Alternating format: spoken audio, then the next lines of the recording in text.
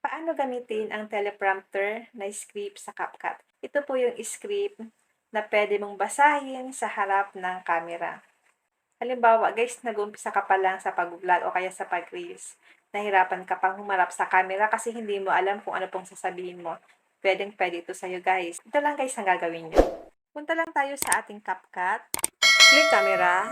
Click allow. Kailangan po nakaharap sa inyo ang camera. I-switch mo lang siya guys paharap sa inyo. Hindi ko na po sa akin guys hinarap. Click natin itong arrow down. Hanapin nyo dito guys ang teleprompter. Click natin itong pencil. Click natin ang clear all para makagawa tayo ng script natin sa ating video.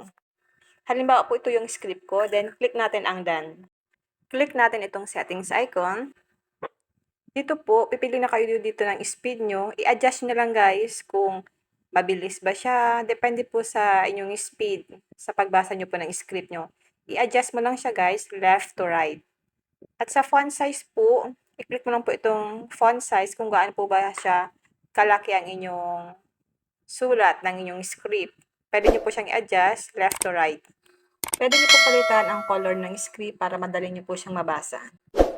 Kapag okay na po, piliin na lang natin dito ang 3 minutes. Then, click nyo po itong circle dito na may kulay light blue. Then, kailangan po nakaharap sa inyo ang camera para makapag-present kayo guys ng video nyo sa inyong Facebook Reels. Lalo na po kung nag-tutorial kayo.